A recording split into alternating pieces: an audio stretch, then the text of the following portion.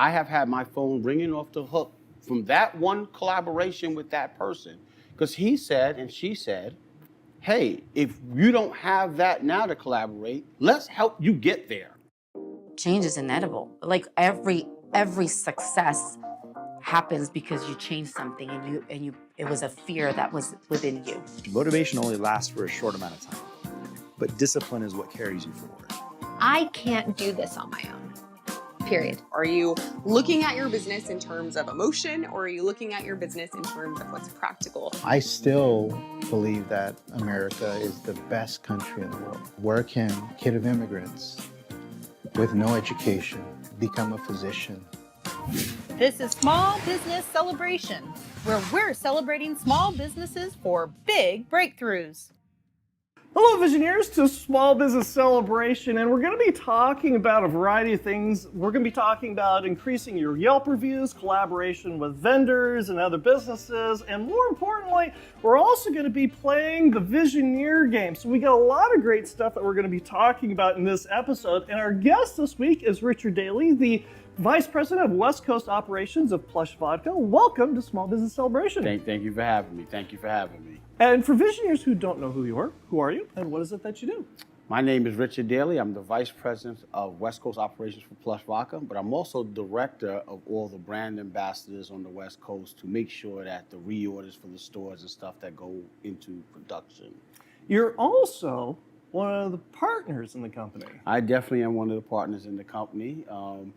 I say that very kindly because I don't want to take away from the thunder and the joy of Malcolm Hale, our CEO and founder, who started this company 8 years ago. And he gave me the privilege of being a partner 3 years later. Wow. Well, it sounds like it's because you earned it.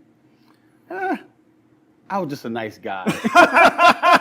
People tend to like me. Sure, right. And for Visioneers that are watching this program, this is not a distillery. No, it's not. This is one of my first customers in Bakersfield who helped to really promote me and give me confidence to do the Plush business. Brian Cobb, who owns Sports and Spirits. And where are we? What's the address? Hey, we're here at 6636 Ming Avenue. Right. Sports and Spirit, right next to another client of mine, Beverage House. So everybody knows what Beverage House is. Right. Yes, those are my two clients on this particular day. Right. They have given me a tremendous opportunity in this town to really go out and experiment with one. I was not a vodka drinker 5-6 years ago. I was a whiskey drinker. Okay. And really, when this came to me, I had to really do some research, and the taste is what got me in. But to be honest, I have to pay homage to my wife, who is the visionary, that said, hey, this Plush vodka stuff is really good. You better call Malcolm back and say you want to do something with it. So I was very, very excited when, Brian and his expertise of owning a bar at Sports and Spirits, of really going saying, Rich, we'll play it out, we'll push it. And the staff here has been tremendous in really helping me to understand the vodka business and understand how to really get the word out. So it's been a very interesting journey for me over the last 5 years. Because prior to this, yes, you owned several different other businesses and different kinds of ventures. Not only did I own several businesses, I was the director of technology at Tejon Ranch. That's how I got to Bakersfield 15 years ago. All right. I came here to help them design their record information management programs. And then I evolved and got promoted, and I was in charge of designing their smart cities. So technology is my real background. I also own, I'm a partner in a company called CloudCentrics. I just joined that group and became a partner a couple of months ago, getting back into my technology roots. And I'm also proud to say I'm a United States Marine, because I don't think we retire or we do that kind of stuff. We're always a Marine. Once a Marine, always a Marine. And so I'm very proud of that, serving my country, really, served in the Gulf War. And for me, that's one of the highlights of my entrepreneurship, if you believe it or not. What they taught me was to be an independent thinker. They really taught me how to deal with a lot of life situations when things get tough and how to work under stress. And I think that valued skill, especially in this day and age, is something that I wish was promoted more. You can do two things as an entrepreneur. You can stay small and steady, right, and you can do well for a while, but you'll never be this millionaire kind of person. Or you can outgrow your own business. A lot of people make the mistake of outgrowing their own business, where they expand, but what they don't understand is expansion costs, marketing dollars, personnel, supplies, in our business, distillation, master distillers, warehousing, trucks, incentives to the distributors. So there's a lot of things that go along with that as well. So for us to be standing strong after 8 years, we feel very proud of that. And to have a great ultra premium product like Plush Vodka, which is corn-based, vegan, gluten-free, organic, and made in America. Jacksonville, Florida is where we produce all of our stuff. We have a single state of farm down there that does all our plums and our corn. So we've been very fortunate. And that's something that's unique to Plush, because a lot of vodkas that are out there, it's just the vodka itself. And yet what sets you apart is you're part of that genre of vodkas where they go through and they add plum and other fruits and things like that to the drink. What was the inspiration for that? Well, Malcolm had the inspiration of doing it based on the fact that he was in Brooklyn. He was drinking another spirits company that I won't mention. And everybody was saying how great it was. And he was like, this is terrible. I can clean out the gutters of my sink with this. And literally, he had no experience in the spirit world or the job world. And he basically set out on this crazy mission. I call it the YouTube University era. Of how do I make a spirit that's unique and different. What I find fascinating about the story and about what you're asking in particular is how he came up with the plum. He said he was inspired by the Southeast Asian and Italian use plums as this neutral fruit. And he also looked out on the market and didn't find anybody that had it. The inspiration behind just getting started and having things where we're at this point was to have the plum infused vodka. And I want to say that again, plum infused. We are not flavored, we're infused. There's a big difference between the two. When you flavor something, you sugar it up, you make it taste like other brands. They have sugars and preservatives and all that stuff they have to put inside of it. What we did was we infused it and we added no preservatives, no sugars. That's how you have a very clean spirit. So you're taking the juice of the plum. And you're mixing it straight in. You're getting real organic plums pushed into the vodka, and it's distilled that way. So that's a very unique process, and what makes us really, really well, and anybody in the spirit world, they're gonna know what I'm about to say here. So if I lose anybody, just think of it this way. We use a charcoal and a copper filtration system. What that does is it gives you a very clean, distinctive taste and a very distinctive flavoring to your vodka. And we're the only plum-infused vodka in the world. No one else has a plum-infused vodka in the world like we are. Most vodka companies are usually 4 to 6 times distilled. We are 8 times distilled. We took pride in that we really wanted to have ultra premium. And you can't argue with this beautiful bottle here. I mean, the design of the bottle is very beautiful, very unique, very slick. What we really love about what we do is we make people happy. You know, you can't put, the smiles on the people's faces when they try it, the uniqueness. I think one of the major setbacks in the United States in particular is that they don't really understand the plum fruit. They don't understand the neutrality of it. So they look at it and go, well, what can you do with this? We have heard that question enough where last year we actually created a Plush cocktail book that's available to any restaurant, bar, owner that wants to have it. And it was a way for them to have a way to start what they did and how they kind of started, have a baseline of how they push it. We do have competition with a particular brand that I won't name on the show. But, what I always tell people is if you give us the opportunity to get on your taste buds, I think you'll enjoy the experience. And that brings us to our first Visioneer question, which is brought to you by Mike Saba, a Zillow Premier Agent with Watson Realty, born, raised, and never left Bakersfield. Give Mike Saba a call at 661-203-8406 or reach him at MikeSaba1 at iCloud.com today. Visionary Raul asks, we opened a bar once the restrictions were lifted from COVID. We want to improve our collaboration with our labels to attract more customers to our bar. What tips have you done that has gained you success? One is making sure that you have a true partnership with the spirits that you get. No offense to other spirit brands, but we take pride in finding out what the business needs. We talk to the bartenders, the owners, about how do we collaborate better. We tag them on social media to make sure that they are involved in the things that we do. Right. We try to set up things like happy hour specials and things of that nature to bring in. Right. The cocktail book is a typical example of that. Giving them a blueprint of what to do with our vodka once they get it, not just a couple of recipes, Right. seasonal, holidays, things of that nature. So start to really try to figure out, hey, what are these brands that we can work with that can help us grow and we help them grow at the same time? One of the other things Plush does a lot of are events. Yes. How does that help the liquor store, the club, those entities who use Plush vodka? The events help when you really market those events to the masses. So we do a lot of events and we do them kind of in silence. We don't bring in the photographers and the stuff like that. We do that because we're trying to really help somebody out in a collaboration or a partnership for that event. Sure. One of the mistakes that I would suggest to any brand is have a marketing strategy to really get your name out there so people can really understand not just the brand, but what the brand stands for. When you think of some brands, you collaborate them with something that is of charitable, local, veteran. We haven't done the best job of that, and we're going to be doing a better job of that coming forward.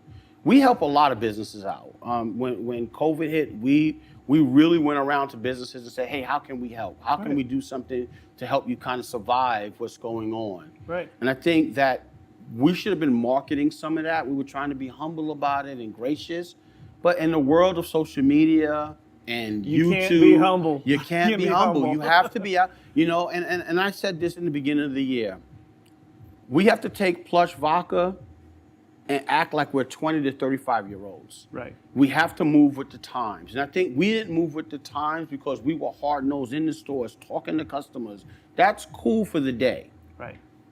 But when you're talking about a city who doesn't know your product, it makes it hard on our bartenders, our retail stores. And Rich, we love your product. We love you. We love your pricing. Right. But your customers don't know the brand. Right. That's not on them. That's on us. And that's one of the things that we intend to fix in 2024 and beyond, of really working hard on marketing.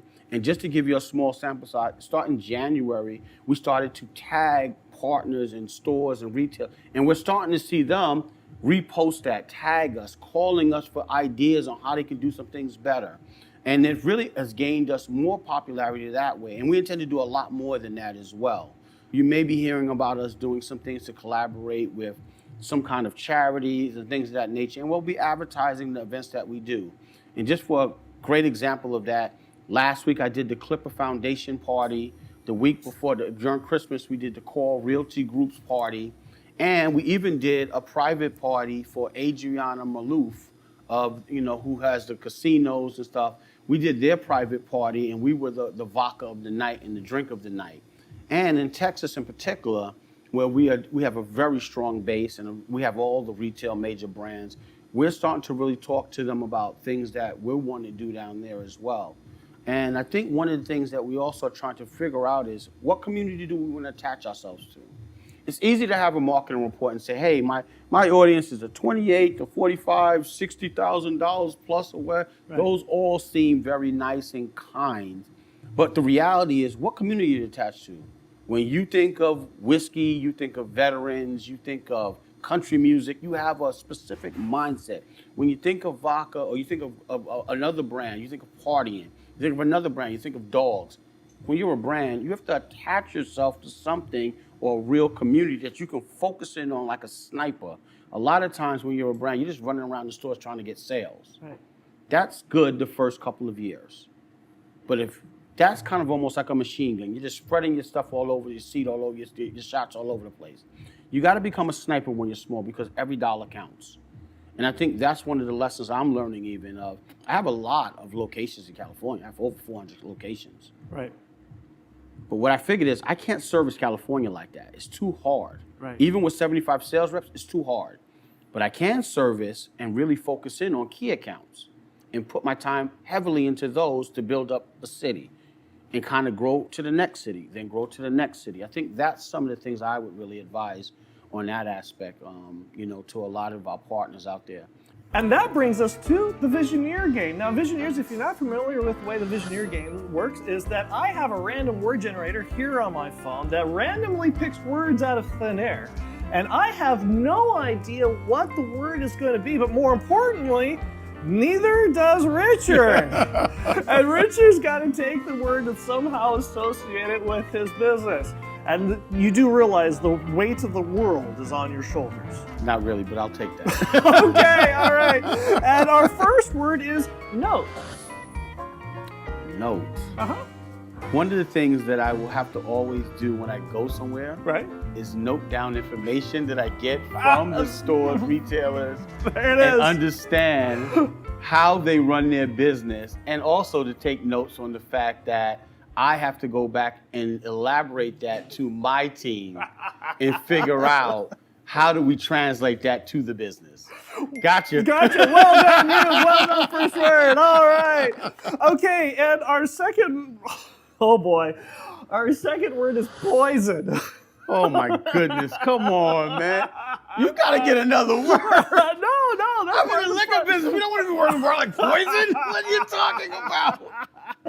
We don't want to poison our customers. There it is. Plush Vodka does not poison their customers. Let's make that clear. Oh, have I mentioned I love this game? Poison? Why you killing me? Okay, and your third and final word is pick.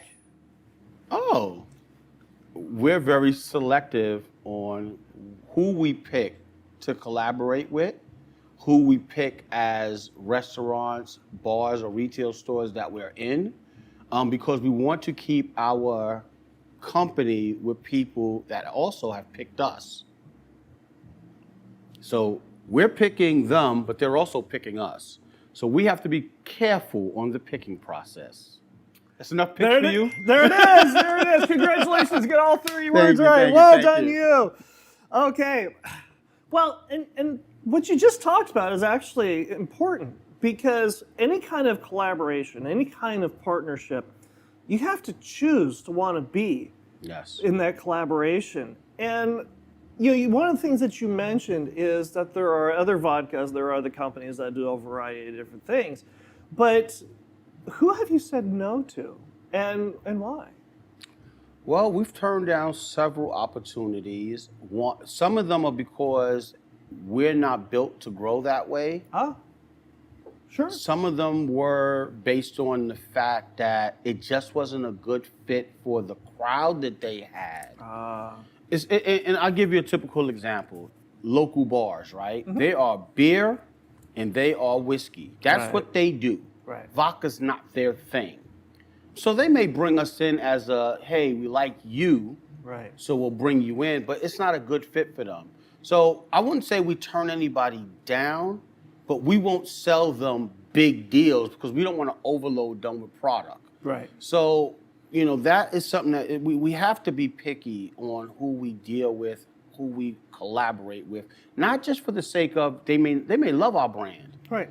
but it may not be a good fit. Right. And I think that's where the confusion has gotten in the business world.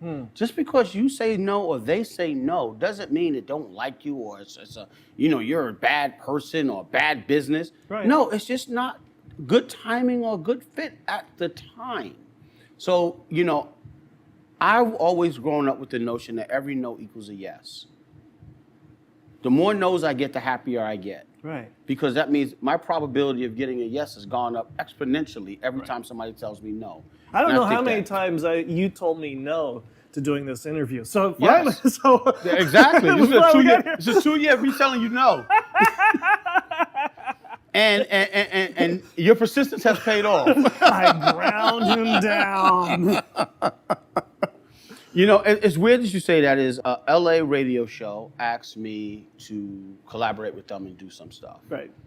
And we were talking, and I said, listen, I'm not these big vodka companies. I can't give you that kind of, collaboration that you're looking for. It's way beyond the means of what I could do right now. Right. I said, but let's stay in touch and go over this and figure out how we can get there in a year from now. That person wound up inviting me to a small business network meeting I went to last week down in Santa Monica. Yep. I have had my phone ringing off the hook from that one collaboration with that person, because he said and she said, hey, if you don't have that now to collaborate, let's help you get there. Nice. So once again, telling some people no sometimes can help you in other forms of collaboration and partnership and grow friendships out of that help you to grow your business and help them grow their business. So I don't look at it like, we don't want to collaborate or do something. Sometimes it's just not a good fit. And that brings us, believe it or not, to our next visionary question. And Visionaries, you'll find out in a second here. And this visionary question is courtesy of Mike Saba, a Zillow Premier agent with Watson Realty, selling Bakersfield homes since 1992. Give Mike Saba a call at 661-203-8406 or reach him at mikesaba1@icloud.com today. Visionary Jocelyn asks, we are an events-driven business that wants to increase our Yelp reviews through performance, not by asking for them. What actions have you taken with your partners to motivate their customers to do so? Wow, that is a really, really good question. Here's what I would say. In this day and age, how do you collaborate with people? One, I think I said a little bit earlier, there's 3 elements in this day and age that I would say fits the mold of how you get to your customers. One is social media. Right. That is just, sorry, that's the new age. For all my 50 and over people, I'm sorry. Our train has left the station. Sure. We right. have a new era of things and how it's done. Right. 2 is things like you're doing, YouTube, having your bar set up things, or your restaurant or your event set up a corner where they're interviewing those people that you can take back to tell them to go to Yelp and like us, talk about us. Right. And I think the third thing is something that a lot of people are going to laugh at me about, but I think it's one of the most intelligent things you can do. Set up a station inside the spots that you want that have Yelp already up. Oh, there you go. Brilliant. Hey, we have our Yelp corner. Really? Call Yelp. Tell them, hey, I want to set up a Yelp corner. Right. How do we collaborate to do something like that? So they're in the corner in your spot and they're doing a review.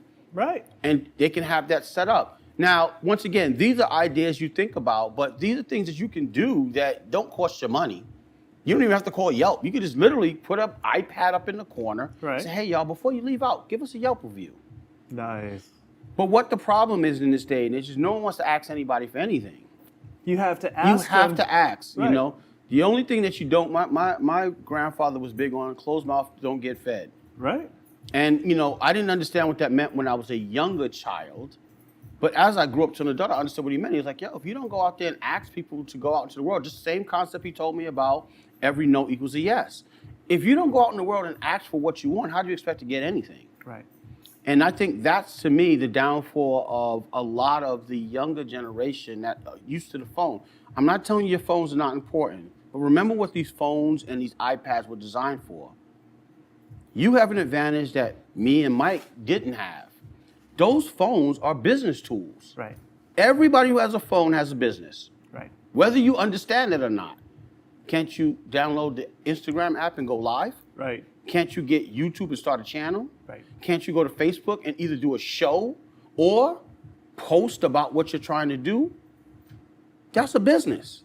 But those are the things that these tools that we have, I don't think they're properly being utilized. They've turned into this mash of just putting out messaging without really content that has satisfaction for people they're trying to deliver to. You have to get in touch with your audience and have something that they believe in and they want. For a lot of visionaries, going to a bar, a club, an event for alcohol is something you do for fun, your time off. But this is what you do for a living. Yeah. So that begs the question, when you're not doing this, what do you do for fun? traveling and food is my crave. Those are the things I love. I'm a foodie with my wife. We like to experiment all kinds of foods. Well, That's a big thing for us. what has being a foodie taught you that you've applied to your business? That you can have an acquired taste for a lot of different things and not Okay. even know it. Okay, all right. Why is that? Okay, for instance, I've eaten snails. I've eaten frog legs. These are things Right. that, I looked at those as things of, wow, that's nasty. I never ate oysters before. Right. I met my wife, and she used to beg me. So she finally convinced me to eat them, and I was like, wow, now I don't go a place where they have any kind of oyster Rockefeller or baked oysters on the menu. I order at least 2 dozen. So just trying new things, getting involved with new things, that's one of the things that I look at like as a foodie. It's helped to expand my taste buds. It's asked me to get to understand cultures better, especially when I travel. You get to learn a lot of different things. And one of the biggest things I learned when I went overseas is a lot of the food overseas is not processed. Right. I can eat chicken here and eat chicken in the Philippines. Totally different experience. Right. You can have yakisobe. I lived in Japan for a year. You can have Japan yakisobe and sushi, Right. and you come back here and you're like, what is this? Right. And it's not a knock on what they're doing here. It's just the reality of it is when you go to experience different cultures and eat the food in those cultures, you get a totally different experience. So I think that's how it helped me out. One of the other things about expanding your tastes is you're expanding your representation line. You Yes. also have a tequila. What's it called? Well, first of all, we have an agave. I cannot call Okay. it a tequila Okay, because all it right. doesn't come from Jalisco. Okay. But we have a new product that I'm working with my guy Micah and Chris Abbott that they have presented to me to talk about. And it's their brand El Papo. And I don't have the other bottle here called Revel, which is already in some locations. They're putting out something new, and I wanted to be a part of helping out with, them selling it and pushing it out. So, we've kind of just started with it. I'm experimenting with a couple places to see if they like it. Because once again, I am not a big tequila or agave drinker. Right. So I'm learning something new about expanding what you just talked about, expanding my horizons to understand this world a little bit better. So it's really been kind of cool. You've been in the Marines, Yes. and you've been in the Middle East. You've Yep. been to Japan. You've been to the Philippines. You've been a lot of places around the world. You grew up in Brooklyn. Yep. Can Proud you of that. All my can- Brooklyn people, I'm saying hello to you. Right. Because y'all say I don't come home enough. But one of the things that I've said more than once is that especially business owners, you have to at least once leave the United States to understand what you got here. I'm glad you brought that up. And this is, I'm sorry to make this a little bit more serious. I really do believe that traveling expands not only your knowledge, not only your taste buds, it also expands your appreciation for what you have. And I'll leave it there for now. Well, how so? What I will say is there are freedoms here that you get that you don't get in other places. Right. And that's, once again, not a knock on any other country. I've been to a lot of countries that people told me were terrible, never go there, this and that, and they were beautiful. One of my favorite places to visit, I've been there 3 times, is Israel. Right. The Wailing Wall is one of the most peaceful places I've experienced in my life. I love it. But what people don't understand is 2 steps over, you're in Turkey. Right. They have 2 different philosophies about Jesus. Right. I grew up in a Catholic school. Jesus in Jerusalem is where God was birthed and had all. In Turkey, they say, no, Jesus is buried over here and he was a prophet. Right. So it's 2 different philosophies. And no one's right or wrong because history is history. Right. But it's also interesting to see the 2 perspectives and how close they are together. It's like literally being in Bakersfield and being in Taft or Aldale Shafter. That's how close these are. Right. So I think even learning those type of experiences, living in Japan, different experience on food and how you deal with people. In Japan, I cannot go and shake somebody's hand. That's not the way. That's an That's insult. insult. You know, I cannot give you the business card like I can just hand you a business card. No, you have to have the tips of the business card.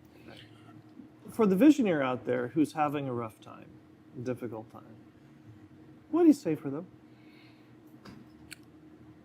Block out the noise. How so? Focus on the task at hand.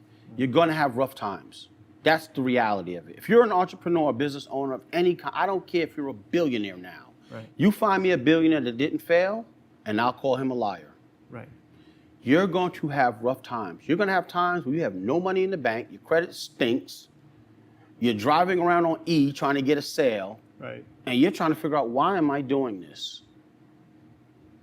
Take your butt home, look at your family, look at your children if you have some. Look at the people that inspired you. Look at the parents that brought you into this world. That's what you're fighting for. You're not fighting for the glitz and glamour of this millionaire lifestyle. You're fighting for your legacy of your name. You're fighting for what I call the American dream. And it's not about no picket fence and a house on the hills and a big bank account. Success, in my opinion, is family, friends, and the enjoyment of life, the full enjoyment of life. When you're a business owner, remember that you're fighting for those things. You're fighting for the most important thing that you cannot buy, time. You own your time when you're a business owner as well. Use it wisely, because you can't get that back. I can buy you a bunch of things. I told my kids this at one time. I can buy you hats, bags, toys, TVs, phones, all of that. I can't buy back moments with you. That I have to earn, I have to keep, I have to cherish those things. So when you're a business owner, respect your time. Make other people respect your time as well. And when you first get started, never think you've been successful.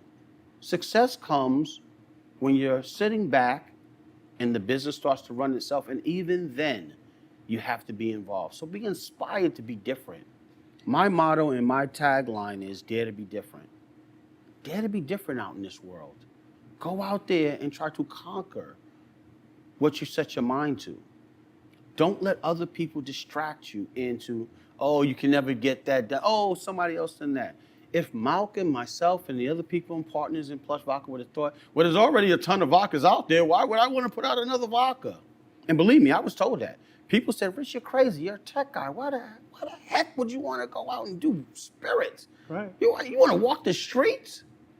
And I looked at them and go, so you telling me I can't grow? I can't learn?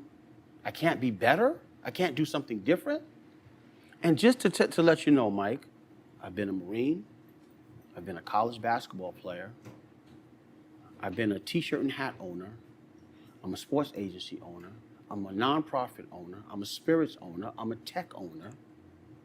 Those are just the jobs I've done. And my first business that I did at 14-year-old was a car wash guy. It got so big that my grandmother thought I was a drug dealer. She said, what's all this money in the shoebox? It's over $2,000 a year. Where'd you get this money from?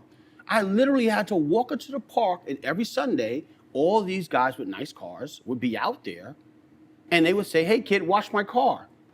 It turned into 50 cars one day, and I had to hire 5 kids. And what I paid them was a pizza and a water and $5.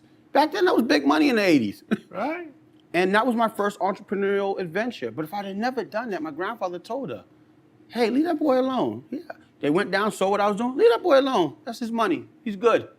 So I've always had that inspiration in my mind to do something. It was the reason why I joined the Marine Corps. I didn't join the Marine Corps because, I got in trouble or, it was just the right thing to do. I joined the Marine Corps because in 1989, a war was brewing. I thought it was my obligation to serve this country. My grandfather did. My uncles did. My great-grandfather did. I thought it was my obligation to serve this country. I was proud of those 8 years I served. If I didn't have the Marine Corps, I wouldn't be the man I am today. So for all the bad things that people talk about, not being inspired and racial stuff and all this other crap, don't get it wrong. There are some racial problems in America, but how do you overcome them? By talking about them, by sitting down intelligently and talking to people about the differences, acknowledging it. These are the things that inspire people. These are the things that make people want to go out and do something to improve their lives. We have to stop that mindset of, if I don't make it, we have to tear somebody down. Or, that may not work. No, tell them, hey, it can work. Help them. It may not be buying a bottle, but hey, Mike is doing a show right now, everybody. How about sharing that? Doesn't cost you anything but 2 seconds of a button. How about subscribing? How about going out and going to Sports and Spirit and having a drink? These are the real business owners. If you look at the makeup of the world, small businesses, middle-sized businesses run the United States, but yet they get the least support. We have to change that mentality. We have to really go out and really go for our goals and our dreams. Support comes in a lot of different ways, and I'm talking to business owners, and I'm going to say this into the camera. I'm going to look at you right now as a business owner, and I don't care if you're selling T-shirts, bags, waters, whatever it is. When you go out there and you do it, don't let nobody laugh at you. That is their opinion. I will sit here on the side of the corner if I could and sell my vodka, and I wouldn't care what people thought about me.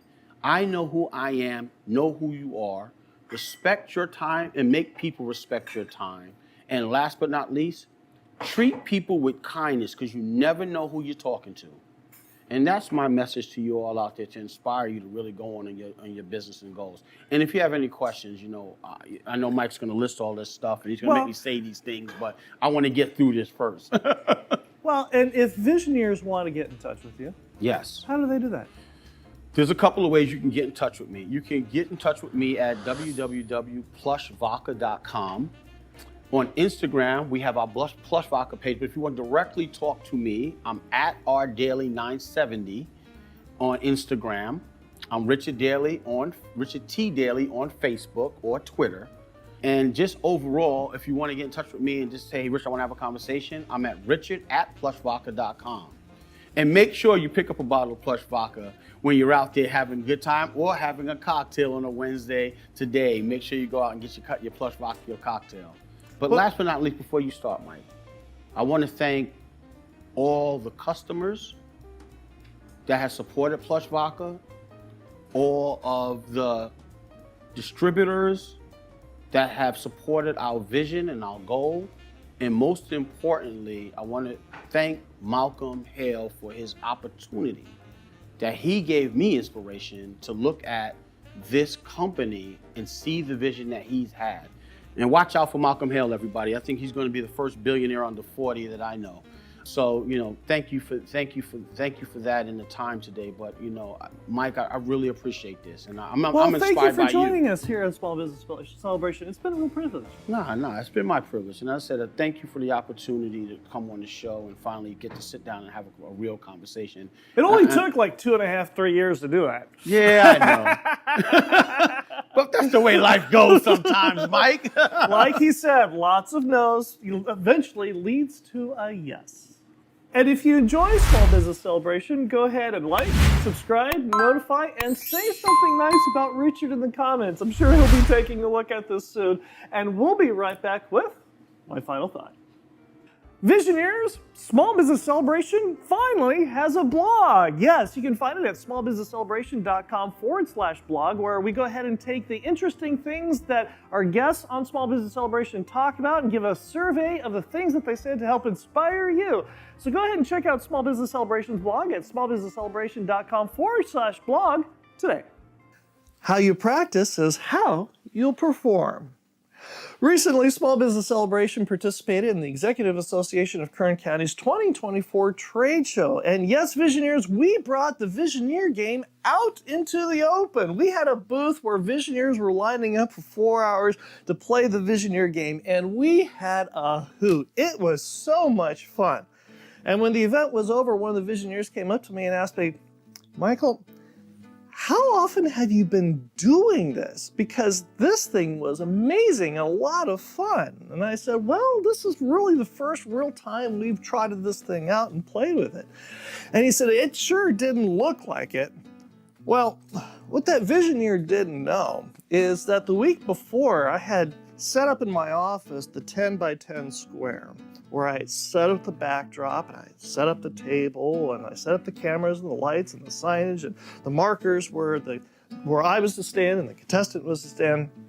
And then I scripted out what I was going to say for my intro, what I was going to say for my outro, and also what how the interactions would be for the game. And then I practiced the intro and the outro and practiced taking everything down again, so that when we set up the booth, it went up very quickly and the game just went flawlessly.